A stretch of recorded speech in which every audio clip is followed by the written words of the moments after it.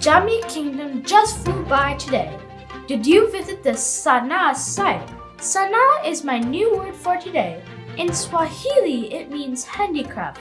So now I know Indaba, Habari, Ekbera, and Sanaa. It is Friday, July 23. I am Koa Lundquist, and I am happy to kick off our amazing African Animal Afternoon. As one of your hosts, we have an exciting program lined up for you today. It's your turn, Naeema. Good afternoon from me. I am Naeema Zirichara. Thanks for joining us on this exciting adventure where there will be times where you're sitting at the edge of your seats. We will make some cool discoveries. Do you ever wonder how Jesus can love me even more than he has before? Jesus gives us freedom, and today we can learn about one African animal that loves to roam free. Pastor Shirley, so far you shared with us that lions can teach us to be patient, elephants can teach us to share, and giraffes can teach us to live in peace. Can you guess what animal we will learn from today? I'm so excited to be back with you again today, boys and girls. Thank you for being here. My question about an animal today is about zebras. What do you know about zebras? We know a few facts about zebras, and here is one that will surprise you. You know that zebras live in Africa, and they are often hunted for food by lions and cheetahs. A zebra cannot protect itself from a lion or other predator. So for this reason, zebras protect one another. One way to protect one another is by sticking together. When zebras travel from place to place, the stronger, faster zebras don't run ahead. Instead, they patiently patrol the edges of the herd to watch for danger. When they stick together, zebras are usually safe. Secondly, God gave the zebras stripes that help to protect them. Although lions and cheetahs have excellent vision, they usually hunt at the end of the day. As it gets dark, the details become difficult to see. A herd of zebras looked like one huge animal with hundreds and hundreds of legs. A lion cannot see just one zebra when all the zebras are together. A zebra's greatest protection comes from sticking together. Those of us who are in God's family, that's you and me, should be a lot like a herd of zebras. The Bible says we are safer and stronger when we are together in the body of Christ. 1 Corinthians chapter 13 verse 7 says, "Love always protects. It always trusts. It always hopes. It never gives up." This verse says that love always protects. When we show God's love, we protect each other and look out for each other. The Bible says that our predator is not a lion or a cheetah, but God's enemy, Satan. The Bible even describes Satan as walking around like a roaring lion, looking to see whom he can devour. Satan wants to pull us away from God's family so that we are alone. That makes it easier for him to tempt us to sin. It's easier to resist being tempted to sin when we spend time with others in our church family, others who love and obey God. In God's family, we help each other out. We protect each other and expect each other to do the right thing. In this way, we are like a herd of happy zebras, encouraging and protecting our brothers and sisters in Christ. On your sheet for today, you'll notice the hoof prints of a zebra, along with what it looks like in the sand. So boys and girls, do get your sheets out when you get a chance and have a look through all the things that we learned about today and more. Bye. See you tomorrow. Thank you, Pastor Shirley, for reminding us that we need to encourage one another and stick together and make good choices. Do the right thing and protect one another from our predator, Satan. Who knew we could learn that from a zebra? Make sure you have your supplies ready. Where do you even start with all those stripes? Do you have a paper, pencil, a pen, or a black marker ready? Hi kids, and welcome back to the next animal drawing session. Today we are going to be drawing the helpful zebra. All right, I have my paper and I have my pencil and my pen and eraser. So let's get started, shall we? All right, so just like before, with all the rest of the animals we've done so far, we're just going to start with one line across the bottom. Just like that. And then towards the right side of the line, we're going to move up just a bit and we're going to draw a nice big circle. Just about that big.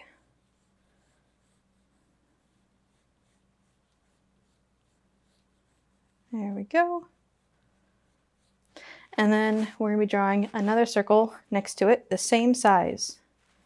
So we're going to move over just a little bit and we're going to draw another circle, the same exact size.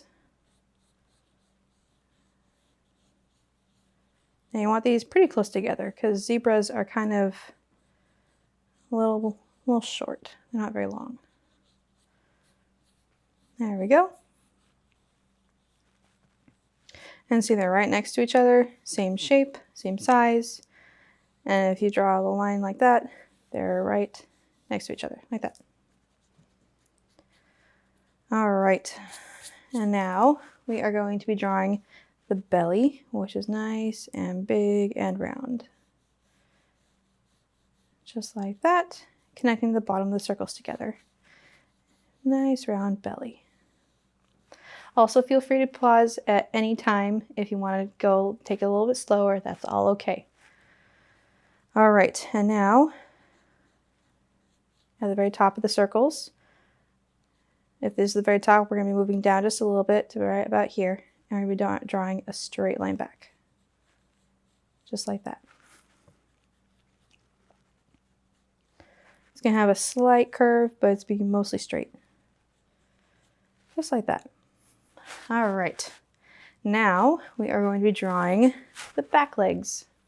So to start with, near the bottom of the circle, right about here, we're going to be drawing a straight line down, about that far. And then from the back of the circle right here, we're going to be drawing a straight line that connects down to the first line to make a triangle, just like that. And then right near the bottom, but a little bit back, we're going to be drawing a little circle just like that.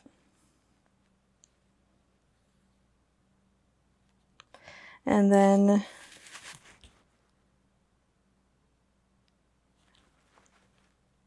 sorry, I threw it too far to the bottom.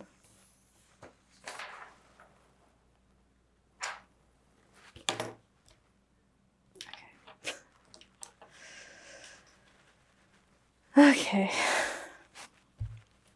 Hi kids, and welcome back to another session of animal drawing. Today we're going to be drawing the helpful zebra. I've got a pencil and a pen and an eraser, and I got my paper. So let's get started. So we're going to start with a straight line at the bottom of the paper. And then we're going to make 2 circles. So going up a bit, we're going to draw 1 circle right here. Pretty big circle, but not too big. Just like that. And then right next to it, we're going to draw another circle, the exact same size and the exact same shape. It doesn't have to be perfect, but you want to try to get it as close as possible to being the same shape and size. Just like that. Right next to each other. All right. And then we're going to draw its belly. So starting at the very bottom of the circles, we're going to draw a nice swooping curve just like that.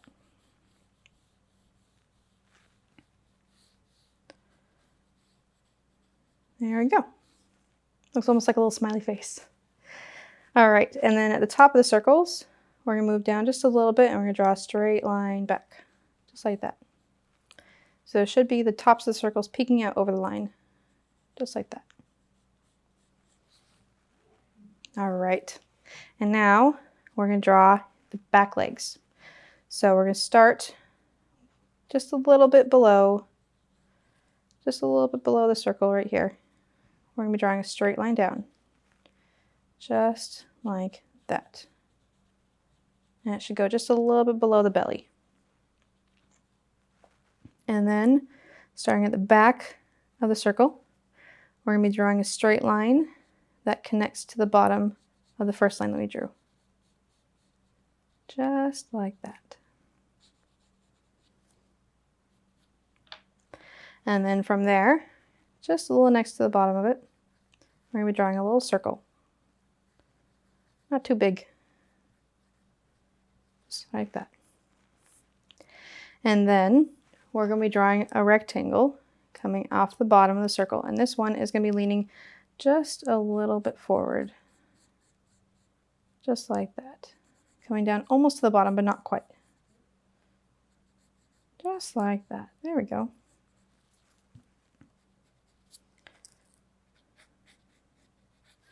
All right, and then continuing on this line down here, we're going to draw straight down to the bottom, following this front line right here.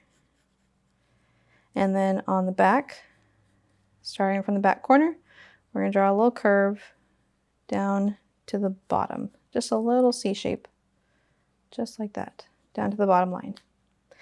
And then right between the bottom of the rectangle and the bottom of this line right here, we're drawing a straight line to the back corner of the hoof right there.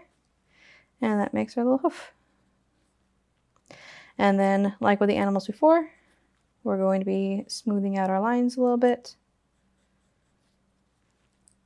Keeping this back corner right here nice and visible. We're going to draw a little curve right there up to the triangle. Just like that. And there we have our first leg done. Now we're going to move on to the second back leg. So we're going to start by making another triangle like this, but this time we're going to be doing it reverse. So instead of putting our straight line up here, we're going to put our straight line back here. Right there. Basically right where this line right here meets the circle, we're going to be drawing a straight line down. Same length as this one right here. And starting from this front line, we're going to be drawing a straight line back to this back one. Just like that. So it makes almost like a little X right here. And then following this slanted line right here, down, we're going to draw another circle. Just like that. And then we're going to be drawing a circle, or a rectangle, sorry. We're going to be drawing a rectangle straight down, stopping just a little bit above the bottom line. And then we're going to be drawing from the front corner, we're going to be drawing a straight line out to the bottom line. And then from the back corner of the rectangle, we're going to be drawing a curved line, like a nice little C shape right there. And then right in the middle of this little slanted line, we'll be drawing a straight line to the back corner of the hoof. And there we go. And then, like before, we're going to smooth everything out, make it one solid thing, keeping this little back corner right here visible. We're drawing a little curve right there. Just like that. And there's our back leg done. Actually, both of them. And now we're going to move on to the front legs. So starting at the very bottom, right in the middle bottom of this circle right here, we're going to be drawing another circle right here. And then from there, from the sides of it, we're going to be drawing a nice little slender triangle. Try and keep in line with these circles back here of where to end. We're drawing a nice little slender triangle right there. Just like that. And then at the very bottom of that, we're going to be drawing another circle. And then we're going to be drawing a rectangle coming down. This one I'm going to have leaning a little back, just a little bit. Just like that. Not quite that far even. Just like that. Stopping just a little bit before the bottom line. And I'm going to make that into a rectangle.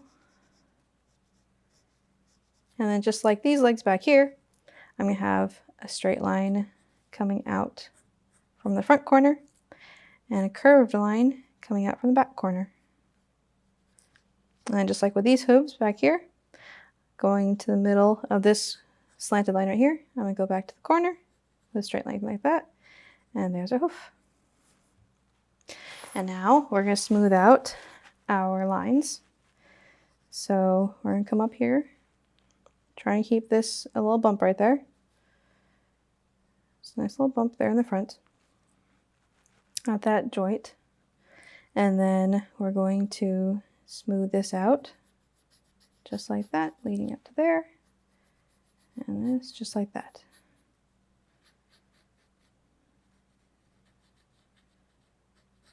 There we go. All right. Now we are going to work on our last leg. So just like before, we're going to draw a little circle just a little bit next to the first one, overlapping with the first circle like that.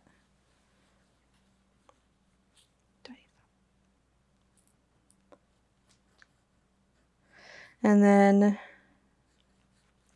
we're going to do another triangle, going pretty close to straight down, angling just a little bit that way. About the same size as this first triangle. Just like that. Okay, I just want to check to make sure because I can't see the recorder from back there. Yes, it's still recording. Okay, good.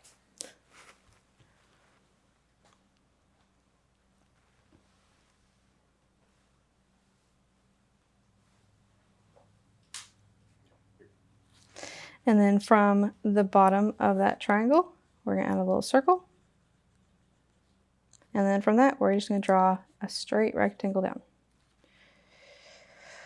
Just like that. Try and keep it stopping at the same spot as the last one. And then like the rest of these, we're going to do a little angled line out and a little curved line at the back. Just like that. And then we're going to draw from the middle of the angled line, straight line back to the back corner. And there's our little hoof. And then we're just going to smooth out the lines. So we're going to keep this right here, a little bump. And then we are going to smooth out this transition here. Just like that. And there we go, we have our legs done. Now we're going to be working on the head and the neck. So coming off, going up and over just a little bit from this front circle right here. Going up and over just a little bit, about right here or so.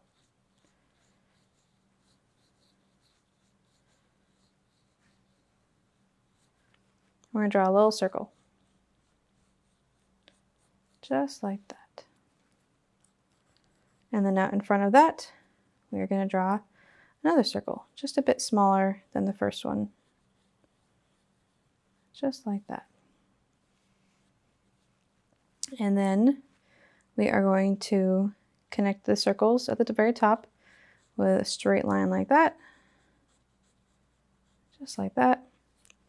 And then starting at the bottom of the first circle we did, we're just going to kind of follow that line out pretty straight to the second circle, the smaller one. Just like that. And now we're going to draw the neck. So starting right about here at the bottom, the very bottom of the first circle, we're going to draw a line straight down to the middle of this circle. So right to the middle of the side, right about there. And then for the top one, the one on the back, we're going to start pretty close to the top of the circle, of the circle right here. And we're going to draw a slightly arched line down to the circle here, right there. Just like that. All right. Now we're going to add little details. So let's start with the nose. We're going to start with just like a little dot right there. And then I'm going to make my little zebra smiling. So I'm just going to go like that. And there we have his mouth, his nose. And then we draw a little eye right about here with just a little curve and a dot in the middle. Now we're going to draw the ears. So right at the top of its head, we're going to draw a straight line up and then a line angling back. Just like that, meeting the circle. And then moving a little more forward from that, I'm going to draw another straight line up and angle back to make the second ear. And then we're going to round out the top a little bit, just like that. And then on this front ear, well, actually the back ear, but I'm going to add a little line just like that, keeping it kind of curved. All right, and now we're going to draw his mane. So right between these two ears, I'm going to draw a straight line up, and then I'm going to start right here. I'm going to draw a curved line following the neck, and I want it to go all the way down here and meet at the very bottom of his neck, where the neck meets the circle.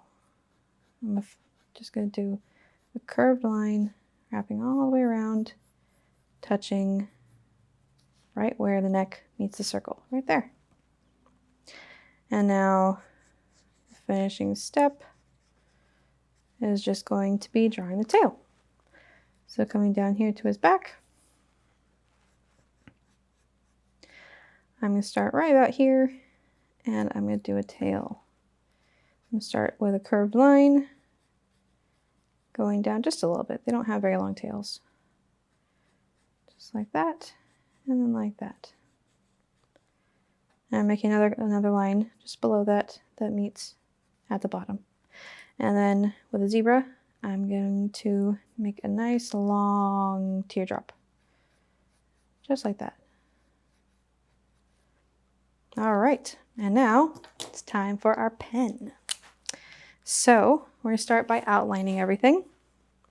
I'm going to start with his head. I'm just going to go all the way around. Now with the zebra, we are going to go around this circle right here. Just like that. So we're just going to do just that circle right there. No, the other circle is just that circle right there. And then we draw his little nose. And then I'm going to go just a little bit around the big circle right here. Just a little bit to show his jaw. Then I'm going to do his eye. Just like that. And then his ears. Not forgetting that little line right there. And then I'm going to continue on down to the back of his neck, going down like that.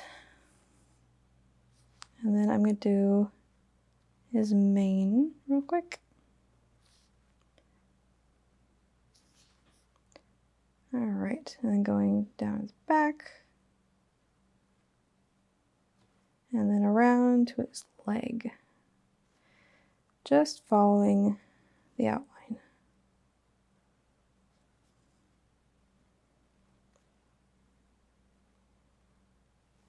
And then you're going to draw the hoof following the lines we did before, just like that. And then we do this leg right there.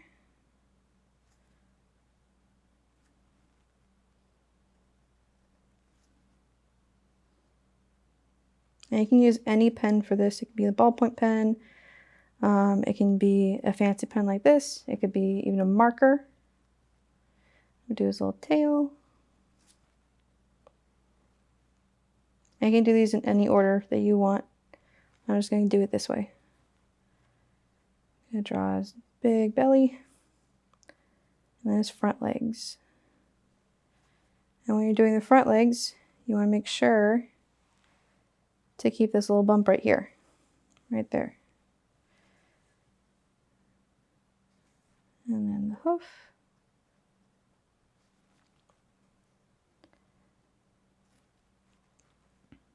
Making sure to keep that little bump right there.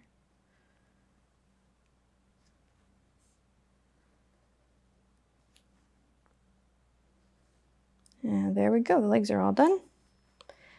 Now, I'm going to do his chest right here and up his neck.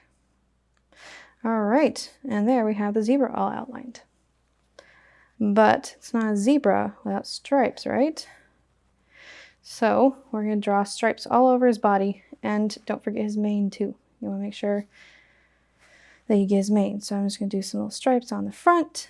You can do whatever kind of stripes you want to do. I'm just going to do it like this. Do a little, maybe a little triangle one right there. Some on his face. And then when you do ones on his neck, you want to make sure that they go all the way out his mane, because the mane has stripes too. So I'm just going to do a few here. Just like this. Making sure that the stripes on his neck go all the way out to his mane. Just like that.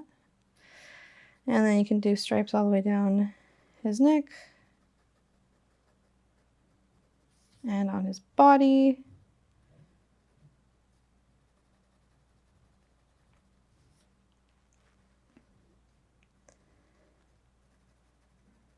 I'm just doing quick here. And on his leg too. Just like that.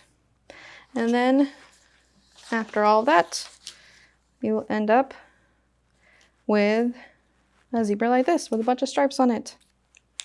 And then you can take your eraser and just go and erase all of the pencil lines.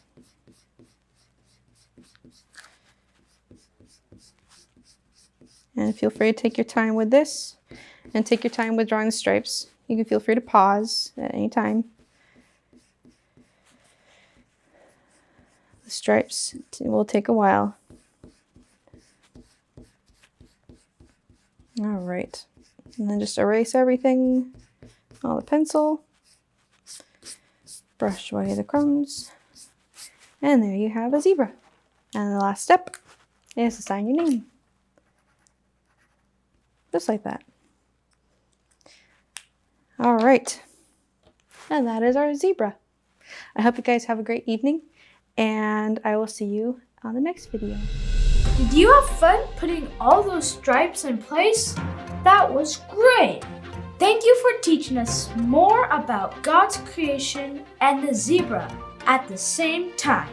Wildlife Safari didn't have any zebras to show us, but instead, we are going to meet a different large mammal. It is the hippopotamus. I have heard that hippos kill more people than any other wild animal in Africa and can be extremely dangerous. Hi guys, my name is Madison. I'm a keeper here at Wildlife Safari, and today we are at our hippos. So we do have just the 2 hippos. The big one in back is Padron. He is 20 years old. And then the smaller one closest to us is Tony, and Tony is 3.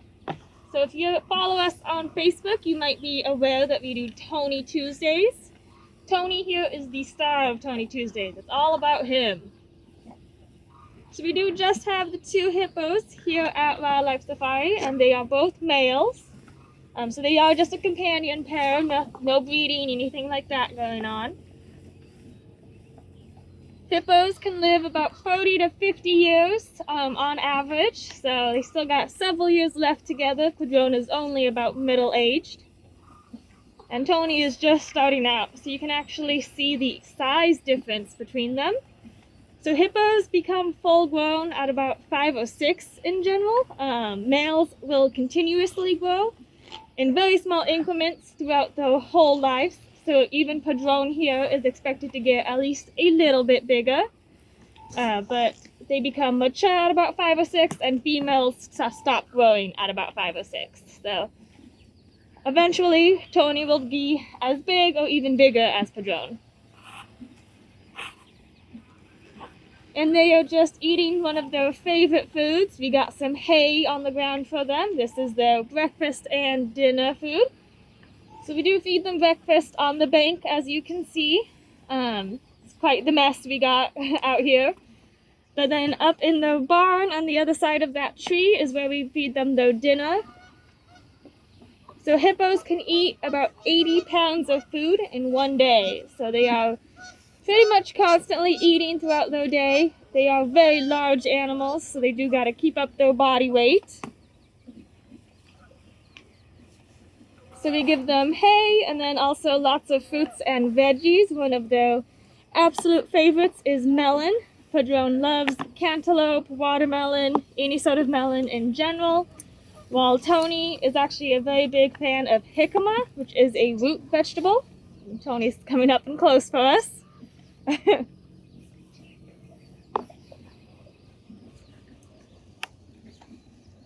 So they do graze on all of the grass in their enclosure. They have all of this fenced-in space to walk around and stay in the water and bathe in the mud and all of that good stuff. Usually hippos are nocturnal, so they do come out at night most of the time. Our boys are a little more adjusted to our schedule since we can't exactly come in the middle of the night to feed them. So they know they get a breakfast at about the same time and they dinner at about the same time. So they're pretty good about coming up and eating and getting everything they need to get done for us.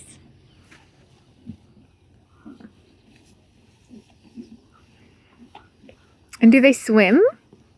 So hippos do not actually swim. They actually bounce on the bottom of the rivers and lakes that they stay in. So you can see these ponds that we have for them. They actually don't swim through them. They just bounce along the bottom, and that's kind of how they get to one side to the other. They do spend about 16 hours each day in water, so they got to keep that skin nice and moist to avoid any cracking or redness. Sometimes you will see them just on the bank getting some sunshine, and that's perfectly normal too. They do enjoy just kind of sunbathing out in the sun out on the banks that you can see. But then they also do really love being in the mud. So our ponds here do have lots of mud for them to wallow in. So it's really beneficial for their skin. It keeps it moist, like I said, to avoid that cracking. If they are out in the sun for too long, they actually start to secrete a substance called blood sweat. So blood sweat is neither blood nor sweat. It's actually a antibiotic, a sunscreen, and a moisturizer all wrapped up into one substance. So we do call it blood sweat because it is a reddish color, and it's just along the back, so you can actually see some on Tony's forehead right here. It looks like he's got a little bit growing. Humans have been trying to recreate blood sweat, and we've actually had no success in doing so. So hopefully one day we'll get to have something as cool as that. They spend a lot of their time in the water. Can they hold their breath for a long time when they're under the water? Yeah, so they can officially hold their breath for up to 5 minutes. But it's rumored that they can actually go much longer, about 15 minutes. So that's not confirmed by any scientists yet, but that's what it's rumored to be. And as you can see, their eyes, ears, and nostrils are all on the top of their head. So they can actually submerge the rest of their bodies completely and still be able to see out and be able to breathe. And then they can actually close off their ears and nostrils so that when they do go under, they don't get a bunch of water in them. They don't have Q-tips like we do, so it'd be pretty hard to get water out of those ears. Do they have any fur or whiskers, or are they just blubbery skin? So that's a good question. So you can kind of see it on their muzzles. They do have some whiskers on that. It's thought that hippos don't actually have the greatest eyesight. So when they walk, they actually walk with their noses pointed on the ground. So they use those whiskers to kind of feel around the ridges on the ground so they know where they need to step. We do a bunch of training with our boys. And so we like to say that the whiskers kind of feel like a wet basketball. What sorts of things are these guys trained to do? Yeah, so Tony here just knows the basics. So he can target with the target pole. And so we ask him to target and he'll just stick his nose right on the center of the pole. And then he also knows open so that we can see all of his pretty teeth that he's got. And he knows chin, so he knows to put his chin on a bar when asked. And so all of these are kind of prerequisites to some more advanced training that we do. So for instance, open will eventually lead to teeth trimming. Hippos do have ever-growing teeth, so they do need to be trimmed. Usually in the wild, they can break them off themselves, either by sparring or just kind of day-to-day life activities. But sometimes in captivity, they don't have access to everything that they would in the wild. So they are actually trained, Padron is at least, to let us have him open and then actually manipulate and touch his teeth so that if they ever do get, too overgrown or start to be too overgrown, we can get in there and file them down for him so he doesn't have to worry about them becoming overgrown and eventually hurting himself with them. So we hope that Tony will eventually be able to do that as well. And then with something like target, we can eventually train them to back up. If they ever become too close to the bars and we need them repositioned, we can reposition them with that target pole and kind of train them to back up or go to the side, which is really helpful. And then if anybody has ever been to Zoofari, we do hippo paintings. So we call them hippo kisses. So Padron is trained to do hippo kisses, and it's just kind of a fun thing for him to do, so it's not always work. We do put paint on his muzzle. It's non-toxic, totally safe for him. And then we just ask him to paint, and he will actually push his muzzle onto a canvas. And so that's how we get the hippo kisses that you can buy from gift shop. So Tony does not quite know paint yet, but we are hoping eventually he'll get there as well. Do they see in color, hippos? I am actually not sure if they do or not. Like I said, their eyesight's not thought to be that good, but as far as in color or black and white, like dogs, I'm not sure what they can see, what the range is. Just wondering if they've shown any preference for certain paint colors. I've heard that you can train them to respond to different colors, so I believe they can, but I cannot confirm that. And what's their temperament like? So these guys, our boys especially, are pretty well-mannered and just kind of chill. In the wild, they are actually considered to be one of the most dangerous species. So these guys are extremely territorial, especially when it comes to mothers protecting their young. And so they are actually the number one cause of human deaths in Africa, because sometimes if they're in the water, you don't always see them since they can't submerge themselves, and all of a sudden you're going for a swim and then boom, you're next to a hippo baby.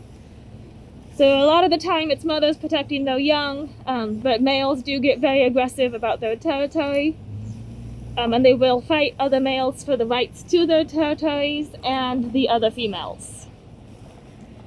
So hippos live in groups they are about 5 to 50 females to one breeding male, and then they form bachelor herds of all of the other single males, and they kind of hang out on the outskirts of the group.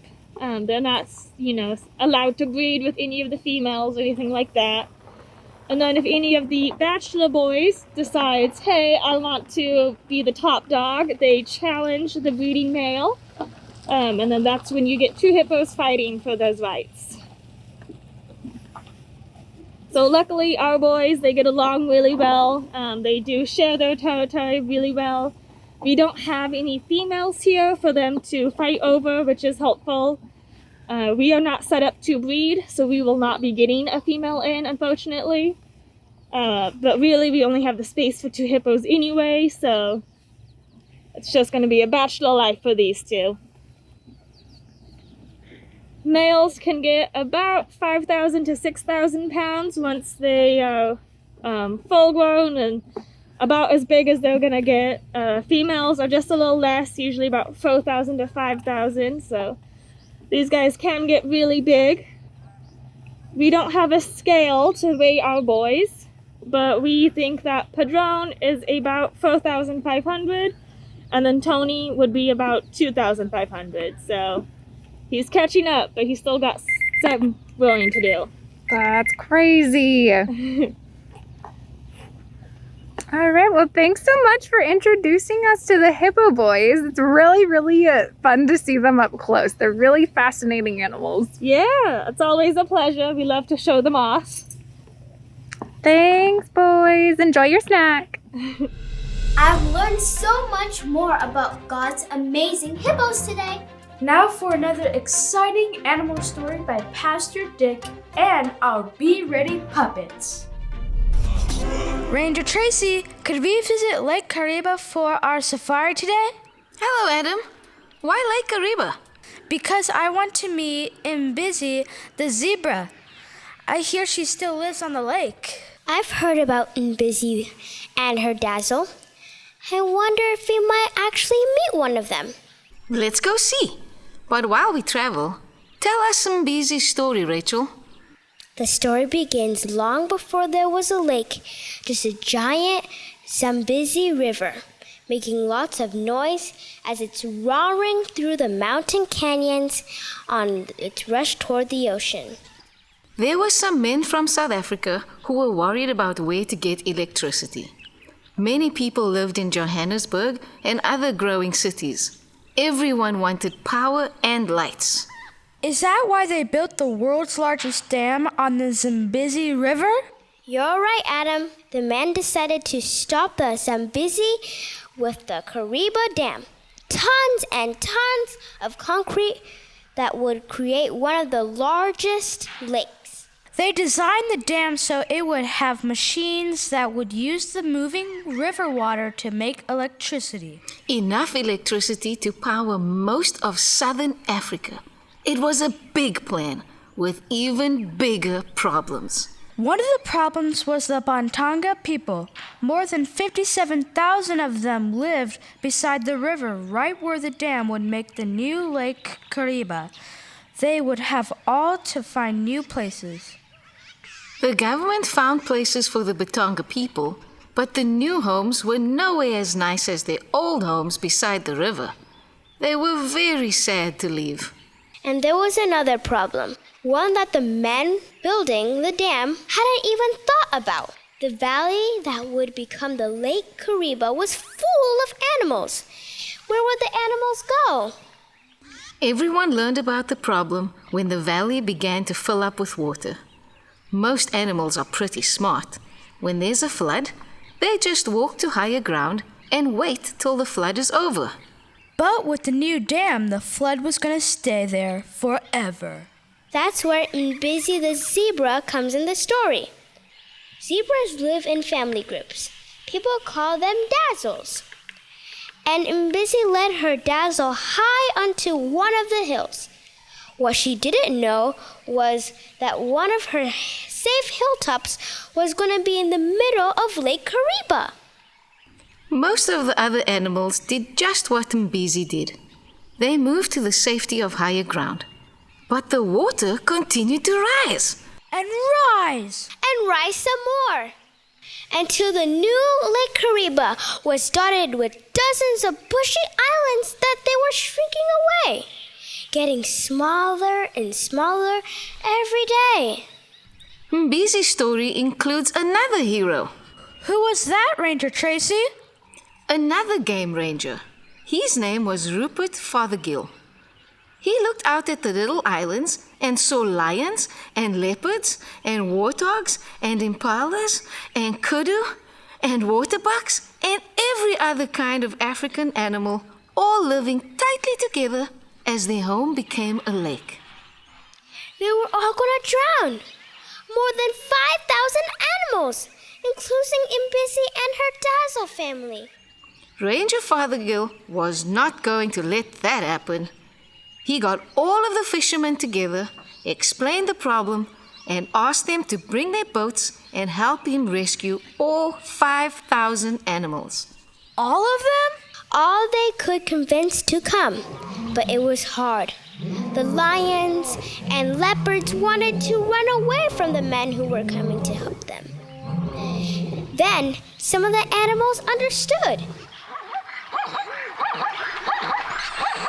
Everyone in our Dazzle was afraid of drowning. Then, when we saw the fishermen coming toward us, we were afraid of them. One day, when a group of men started chasing me, I ran straight at them, with all the Dazzle chasing along behind me. We ran hard, trying to get past the men and into the water, even though zebras don't like to swim. The men were ready for Mbisi and her Dazzle family. They had spread large fishing nets on the ground by the lake water, and as the zebras ran by, the men lifted the nets and caught the zebras before they could escape. If the zebras had escaped, they would have ran right into the lake and drowned. But the fishermen caught them, tied their legs with soft ropes, and put them in fishing boats and carried them to safety. We did not want to be caught and tied and carried. But when the men let us loose on the other side of the lake, we all ran through the last bit of water up into the beautiful forest that would be our Dazzle's new home. The fishermen caught and carried kudu, wildebeest, elephants, lions, porcupines, and even cute little bush babies from the shrinking islands to safety. More than 5,000 of them. Imagine one of those little boats going to island and coming back with an elephant. Or 3 lions. Or a dazzle of zebras. Especially zebras. We were so glad to be free. No more worry about floods. No more worry about the growing lake. We had been carried to a new land where we were free to be a dazzle of very happy zebras. I think Mbisi's story is a lot like the story of Noah and the Ark. Didn't he take a lot of animals to freedom with him in his boat? It's also like the story of baby Moses in Egypt, the little baby God used to carry all of his special people to freedom. Mbisi, would you please take us to meet your dazzle? I would love to. The Creator God knows when we're in danger, and He'll always find a way to make us free. Rachel's story of Mbisi and all the other animals that were rescued from Kariba Dam gives me a warm, fuzzy feeling. The rescuers did amazing things. I think we should thank Jesus for rescuing us. Dear Jesus, thank you for loving us, and thank you for rescuing us from sin. Amen. Amen. See you soon. Bye.